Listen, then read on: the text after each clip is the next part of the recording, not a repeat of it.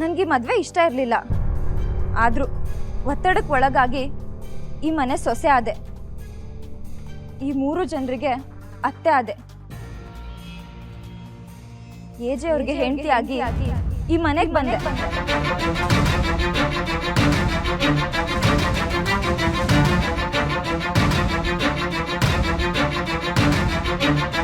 ನಿಭಾಯಿಸಕ್ಕಾಗ್ತಾ ಇರೋ ಸ್ಥಾನಕ್ಕೆ ಬಂದು ನನ್ನಿಂದ ಆಗ್ತಿರೋ ತಪ್ಪುಗಳಿಗೆ ನಾನು ಸಾರಿ ಕೇಳ್ತೀನಿ.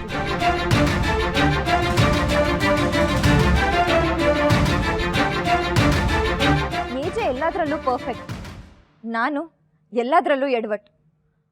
ಅವ್ರ ಪಕ್ಕ ಸರಿ ಸಮಾನವಾಗಿ ನಿಲ್ಲೋ ಯೋಗ್ಯತೆನೂ ನನಗಿಲ್ಲ. ಆದರೂ ನಾನು ಬಂದು ಇವ್ರ ಕೈಯಲ್ಲಿ ತಾಳಿ ಕಟ್ಸ್ಕೊಂಡೆ. ಆ ತಪ್ಪಿಗೆ ನಾನು ಸಾರಿ ಕೇಳ್ತಿದ್ದೆ.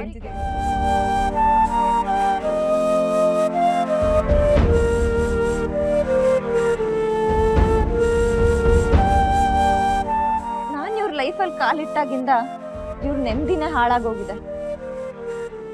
ನನ್ನಿಂದ ಆಗ್ತಿರೋ ತಪ್ಪುಗಳಿಂದ ಇವರೆಲ್ಲ ಡಿಸ್ಟರ್ಬ್ ಆಗಿದ್ದಾರೆ. ಹೇಗೋ ಇರ್ಬೇಕಾಗಿದ್ದ ಏಜೆ ಲೈಫು ಇವಾಗ ಹೀಗಾಗಿರೋದು ನನ್ನಿಂದ.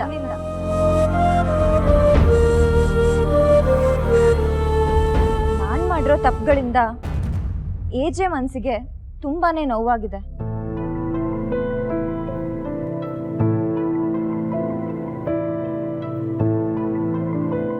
ಎಲ್ರೂ ಮುಂದೆ ನಾನು ಕೈ ಮುಗಿದು ಕ್ಷಮೆ ಕೇಳ್ತಿದ್ದೀನಿ.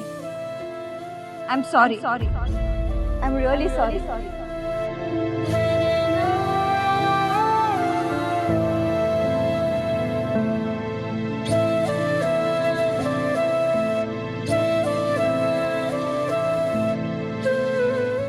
ಒಬ್ರು ಜೀವನದಲ್ಲಿ ಆಟಾಡೋ ರೈಟ್ಸು ಯಾರಿಗೂ ಇರಲ್ಲ. ಆದರೆ ಪರಿಸ್ಥಿತಿಗೆ ಸಿಕ್ಕಿ ನಾನು ಏಜೆ ಅವ್ರ ಲೈಫ್ ಜೊತೆ ಆಟ ಆಡಿದ್ದೀನಿ. ನನ್ನಿಂದ ಇವ್ರಿಗಾಗಿರೋ ನಷ್ಟನ ತುಂಬಿಕೊಡೋ ಶಕ್ತಿ ನನಗಿಲ್ಲ. ಆದರೆ ನಾನು ಮಾಡಿರೋ ತಪ್ಪಿಗೆ ಅವ್ರು ಏನೇ ಶಿಕ್ಷೆ ಕೊಟ್ಟರು ನಾನು ಎಲ್ಲರ ಮುಂದೆ ಸ್ವೀಕರಿಸ್ತೀನಿ.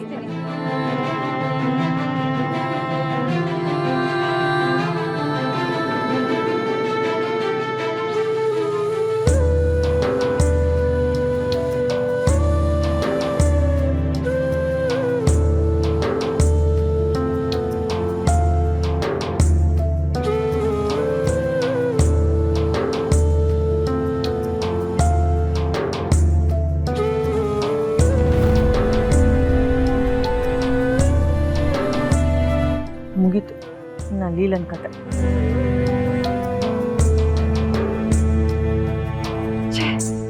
ನಾನು ಎಷ್ಟು ಕಷ್ಟಪಟ್ಟು ಇವಳನ್ನ ಏಜೆ ಮನೆಗೆ ಸೇರಿಸಿದೆ. ಇವಳು ನೋಡಿದ್ರೆ ಎಲ್ಲೋ ಹಾಳು ಮಾಡ್ತಿದ್ದಾಳಲ್ರಿ. ಏನ್ ಮಾಡೋದೀಗ? ಕೌಸಲ್ಯ, ನೀನು ಸುಮ್ಮನೆ ಇದ್ಬಿಡು, ಏನು ಮಾಡಬೇಡ. ಇಷ್ಟೊತ್ತು ಅದೇ ತಾನೇ ಮಾಡಿದ್ ನಾನು.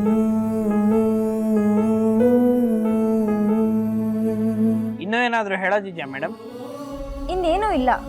ಆದರೆ ಈ ವೇದಿಕೆನ ಈ ಥರ ಉಪಯೋಗಿಸೋ ಉದ್ದೇಶ ನನಗಿರಲಿಲ್ಲ. ಆದರೂ ಎಲ್ಲರ ಮುಂದೆ ಕ್ಷಮೆ ಕೇಳೋದು ನ್ಯಾಯ ಅನಿಸ್ತು. ನನ್ನಿಂದ ಎಲ್ಲರಿಗೂ ತುಂಬ ನೋವಾಗಿದೆ. ಅದಕ್ಕೆ ಏಜೆ ಅವ್ರಿಗೆ, ಅವ್ರ ಫ್ಯಾಮಿಲಿಗೆ ಎಲ್ಲರ ಮುಂದೆ ಕ್ಷಮೆ ಕೇಳ್ತಿದ್ದೀನಿ.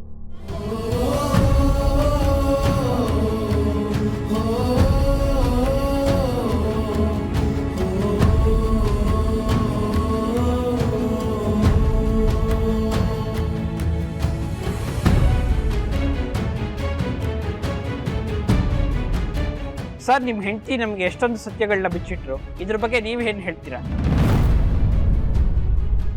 ಅವ್ರು ಹೇಳ್ದಾಗೆ ಅವ್ರು ನಿಮ್ಮ ಸ್ಟೇಟಸ್ಗೆ ಮ್ಯಾಚ್ ಆಗಲ್ವಾ? ಒತ್ತಡಕ್ಕೆ ಸಿಕ್ಕಿ ಅವ್ರು ನಿಮ್ಮನ್ನ ಮದುವೆ ಆದ್ರ? ಅವ್ರು ಪ್ಲಸ್ಸು, ನೀವು ಮೈನಸ್ಸಾ?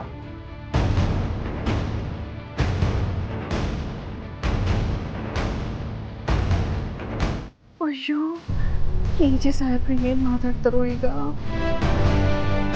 ಗಂಡ ಹೆಂಡತಿ ಸಂಬಂಧ ಹೇಗಿದೆ ಅಂತ ತಿಳ್ಕೊಬೇಕು ಅಂದರೆ ಒಬ್ರನ್ನ ಮಾತಾಡ್ಸೋದಕ್ಕೆ ಸಾಕು, ಇನ್ನೊಬ್ರು ಮಾತಾಡಿಸ್ಬೇಕು. ಹಂಗಂದ್ರೆ ನಿಮ್ಮ ಹೆಂಡತಿ ಮಾತಿಗೆ ಬೆಲೆ ಇಲ್ಲ ಅಂತೀರಾ? ಖಂಡಿತವಾಗ್ಲೂ ಅವಳ ಮಾತಿಗೆ ಬೆಲೆ ಇದೆ. ಯಾಕೆಂದರೆ ಅವಳು ಆಡಿರೋ ಪ್ರತಿ ಮಾತಲ್ಲೂ ತೂಕ ಇದೆ.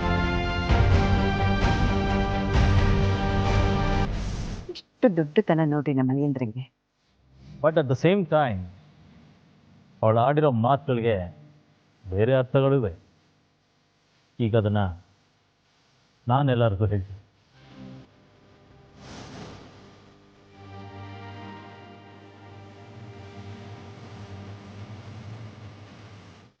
ಮೊದಲಿಗೆ ನನ್ನ ಮತ್ತು ಲೀಲಾ ಮಧ್ಯೆ ವಯಸ್ಸಿನ ಅಂತರ ಇದೆ.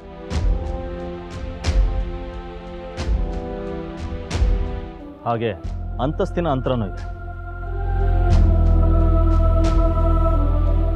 ಸಂಬಂಧ ಅಂತ ಬಂದರೆ ಅಂತಸ್ತು ಪಾಯಿಂಟ್ ಆಗಲ್ಲ ಅನ್ನೋದು ಅವಳ ಮನಸ್ಸಿಗೆ ಅರ್ಥ ಆದರೆ ಉತ್ತರ ಸಿಗುತ್ತೆ ಅಂದ್ಕೊಳ್ತೀನಿ.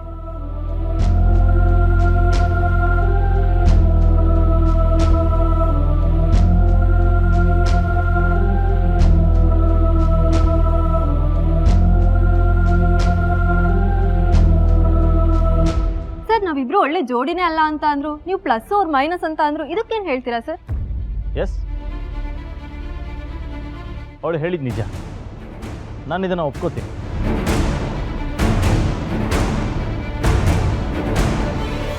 ಪವರ್ ಜನರೇಟ್ ಆಗಬೇಕು ಅಂದರೆ ಪ್ಲಸ್ಸು ಮೈನಸ್ಸು ಒಂದಾಗಲೇಬೇಕು.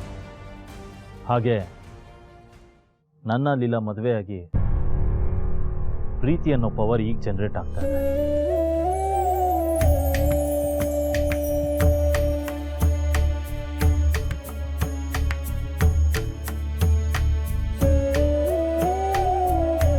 ಹಾಗಾಗಿ ಲೀಲಾ ಮೈನಸ್ ಅನ್ನೋ ಗಿಲ್ಟನ್ನು ತೆಗಿಬೇಕು ಅಂತ ನನಗನ್ಸುತ್ತೆ.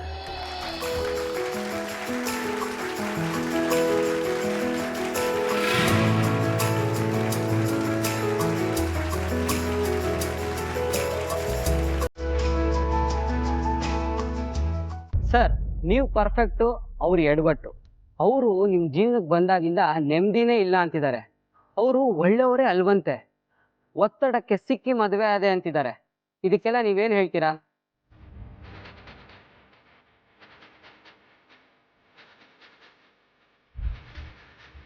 ನಾನೆಲ್ಲ ಕೆಲಸನ ಪಕ್ಕಾ ಮಾಡ್ತೀನಿ ಅನ್ನೋ ಕಾರಣಕ್ಕೆ ಲೀಲಾ ನನ್ನ ಮಿಸ್ಟರ್ ಪರ್ಫೆಕ್ಟ್ ಅಂತ ಹೇಳ್ತಾ ಇದ್ದಾರೆ. ಅದು ಅವ್ರ ಒಳ್ಳೆ ಗುಣ. ಅದರಲ್ಲಿ ಅವರ ಕೃತಜ್ಞತೆ ಭಾವ ಇದೆ. ಇವ್ರು ಎಡ್ವರ್ಡ್ ಅನ್ನೋದ್ರ ಬಗ್ಗೆ ಹೇಳಬೇಕು ಅನ್ನೋದಾದ್ರೆ ಅವ್ರು ನನ್ನಷ್ಟು ಪರ್ಫೆಕ್ಟ್ ಇಲ್ಲ ಅನ್ನೋ ಬೇಸರ ಇದೆ. ಆ ಸ್ಥಾನನ ನನ್ನ ಕೈಯಲ್ಲಿ ತುಂಬಕ್ಕಾಗಲ್ಲ ಅನ್ನೋ ಆತಂಕ ಮತ್ತು ಒತ್ತಡ ಇದೆ ಅಂತ ಹೇಳ್ತಾ ಇದ್ದಾರೆ. ಬಟ್ ಇಲ್ಲಿ ಅವರು ತಿಳ್ಕೋಬೇಕಾಗಿರೋ ಒಂದು ಇಂಪಾರ್ಟೆಂಟ್ ಪಾಯಿಂಟ್ ಇದೆ.